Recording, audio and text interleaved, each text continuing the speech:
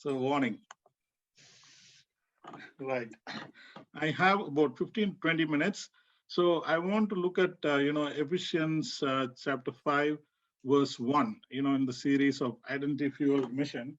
So before we go on to that, just to summarize Ephesians so far, in a kind of slightly different way, I just want to tell you a little story. Um, if my files, yeah. Okay, this is the Taj Mahal, right? When you are born in India, like you hear about it all the time. Growing up, you hear about how good it is, what an engineering marvel it is. The aspect of the romance associated with it, and the place where it is, how expensive, the intricacies, so on and so forth. So when I was about 15 years old, we actually planned a trip to go to the Taj Mahal. My parents are here, my brother, sister, all of us. So we had to take a 2-hour train journey to New Delhi, and then it was a one-day trip, day trip to the Taj Mahal. So we were very, very excited, and we had this expectation about this, right? So that it will be so good or whatever. But however, when we went there, uh, it was so much beyond what we had expected. It was really amazing that there were so many aspects of it that we hadn't heard of before we actually saw it. It is the symmetry of it, the grandeur. There's so many, many aspects of it. And ever since we came back from that place, we were talking all the way back to Delhi and all the way back in the train, for 1 or 2 days about what an amazing thing it was. I mean, this is just about a man-made thing, right? But when we talk, when Paul is, talking to the church of Ephesus, they are actually, they are Gentiles. So you can see that he is in so many ways explaining this amazing gift of salvation. Amazing gift of, amazing gift of uh, that the sonship that we have in God. He doesn't want them to miss out any part of it. He really wants them to enjoy and get a hold of what a great gift that we've been given, not something that is there. It's as if he's saying, like, this is it, guys, this is it. We have the ultimate gift thanks to the grace of God. He has actually, given this to us. So he wants them to, I think, in a way, want to sort of get a grip of this, get hold of this, and not mess this up. So in chapter 4, again, my sleeve note summary would say that he says that, okay, you have this great thing, don't mess this up. Do not, he says things like, do not grieve the Holy Spirit, and so on and so forth. So this is up to chapter 4, to put it in a short way. But in order to do that, in order to enjoy this, in order to not mess this up, in Ephesians chapter 5, verse 1, I think he is giving us a suggestion: imitate God, imitate Christ, right? That is what I'm going to basically talk about today. The synonyms are in other verses, other um, translations. It is also written like, follow Christ, or be like Christ, or imitate Christ. So that is what we are going to look in detail a little bit more. Now, before we going to that, we cannot obviously be like Christ in terms of, so many things, but in terms of his characters, the transferable characters, that we can be loving, we can be, reflecting of his compassion to others, and so on and so forth. I mean, just, a kind of a disclaimer. So just to move on to the next thing. So if we are to follow someone, if we are to trying to model someone, it would really be helpful to actually study them a bit more, or understand their life a bit more, or to actually take a closer look, so that we can understand what are the things that we could possibly use in our lives. We have often come across this, this thing like, what would Jesus do? But today we are going to slightly make a different take on that and see what did Jesus do. We'll very quickly look at the story of Jesus from all the four gospels as one gospel. But obviously, again, like John 21, um, 21, 25, in that he says there are many other things that Jesus did. If every one of them were written down, I think the whole world would not be big enough for all the books that would be written. So it is very massive. But so we are going to take a very, very small sliver of his life and look at one aspect that we could potentially, imbibe or reflect or model based on his life, right? So okay, so as I mentioned, we are going to see the one story of the four gospels, the one story of Christ that comes across in all the four gospels. And we can generally see that you could roughly cut it into four parts. When we the story of Jesus, the historical Jesus, if you look at him, there is the Christmas story. We all know that very, very well. We look at it almost every year. And then again, crucifixion and resurrection, that is one bit that we often lok at during Easter time. Then there is also life up to ministry.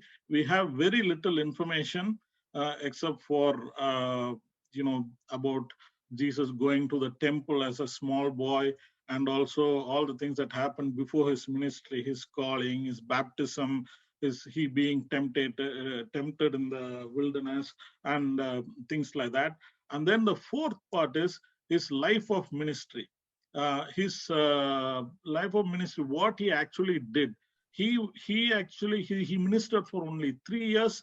In those 3 years, what he did is what we are going to see, and see any part that we can model in our lives. One is when we go through this in a chronological way, uh, he started his ministry as a concurrent ministry with John the Baptist. This is like, if we look at Israel of the time, it had three parts, Jerusalem, Judea, and Samaria.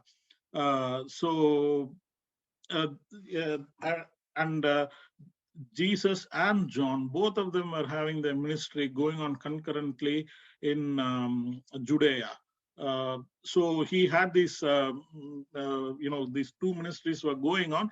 They were not together, but they were separate ministries. And we also know that some of the disciples of John also he encouraged to follow Jesus. So that was the first part of his ministry. And his ministry, though it started there, it continued for 3 years, but it didn't continue in Judea alone. Though it started in Judea, he had to move his base to Galilee. That happened when John was arrested by Herod. So he realized he couldn't work there, or he couldn't continue his ministry there much longer. So basically, he moved from there to Galilee, and in Galilee is where he continued the rest of his ministry. Matthew, Mark, and Luke, all the three gospels talk a lot about what happened in Galilee, and whereas John talks about what happened a lot in Judea. John obviously has some material and information that the others didn't have, it seems, when we go through these gospels. So he moved his base to Galilee. So when he was in Galilee, Jesus essentially, he was engaged in three preaching tours. How it would happen is he would start a preaching tour.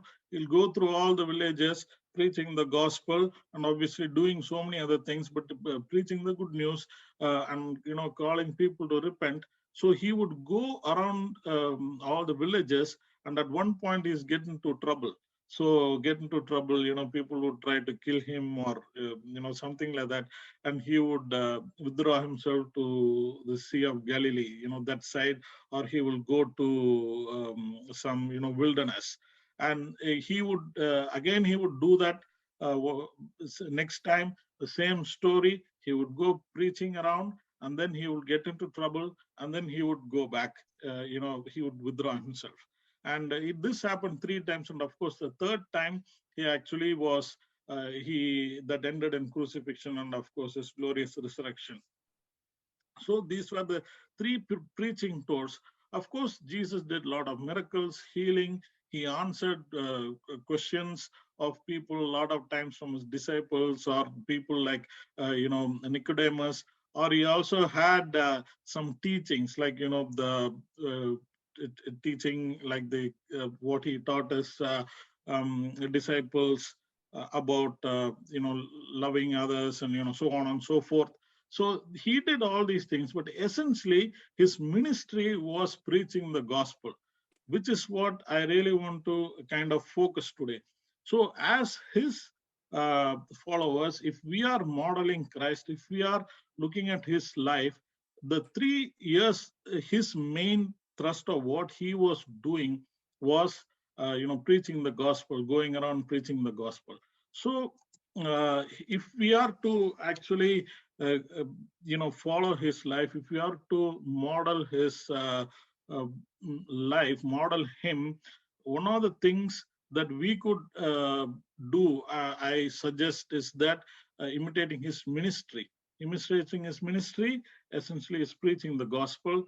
So we could do it in two ways. Some of us are actually called to, share the gospel in a very obvious way, maybe even preaching and so on and so forth on the, to others, wherever we go. That could be one way. And also another thing could be also to use the opportunities that are provided in our church. As you know, we do present the gospel, in our church in a very non-threatening way. We are very welcoming.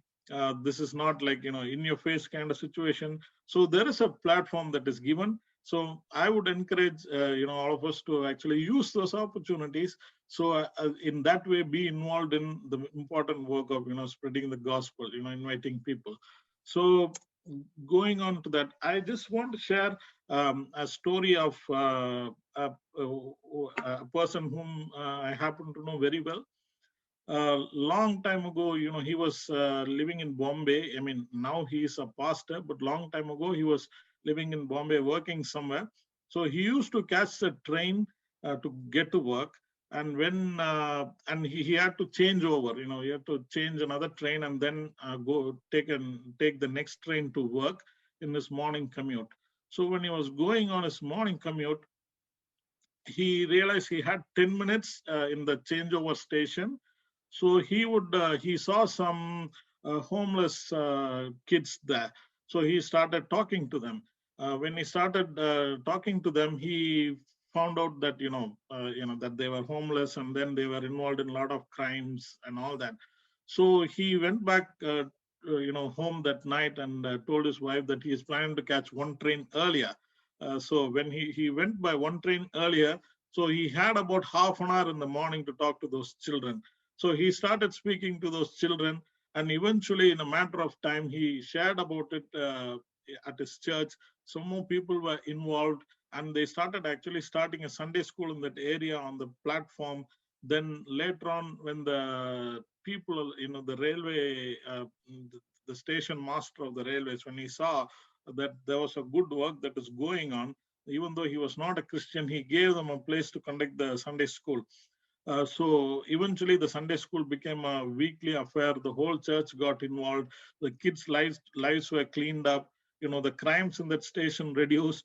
And then the kids were placed. They went on for some education. They got some help. And eventually that whole station was cleaned of any, uh, homeless children or the crimes that were actually happening because of that unfortunate situation. So what actually happened was a 10-minute little task actually changed a major change of lives changing, society changing, and so on and so forth.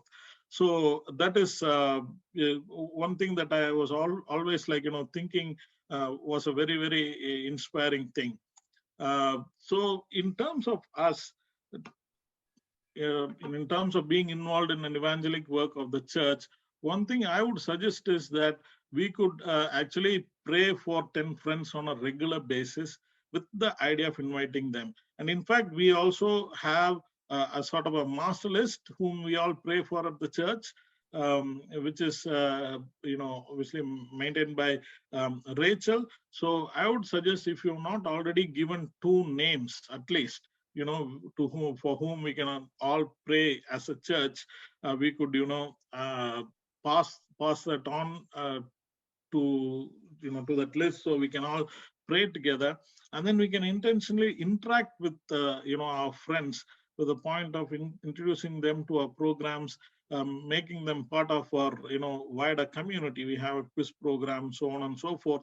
And then also invite them to the opportunities when gospel is shared, when they are a bit more known to us, so we don't have to worry about uh, seeing whether they'll get offended or not, because they at that point they'll probably know that we are in a very we would be sharing not in a uh, harsh way, to put it that way. However, then it will be an opportunity, so we can actually introduce our friends eventually to this to the amazing message of the gospel. So in that regard, one of the things that I just want to say is, I used to work with a friend, I mean, one of my colleagues back in Hyderabad.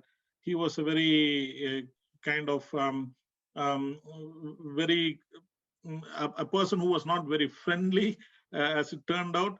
But he we never had any other relationship other than purely professional relationship. But at one point, somehow we after a while we kind of got somewhat close. We were also praying for him, and then we came to know that he had some personal issues that were going on. So one day we had a prayer meeting at our church. I did invite him, but he didn't come for that meeting. So when I told him, when I invited him, when he said no, I was quite kind of became very uncomfortable. Oh, why did I do that? Maybe I should have just been praying for him quietly. And any case, he said no, I can't come, and he didn't turn up for that meeting.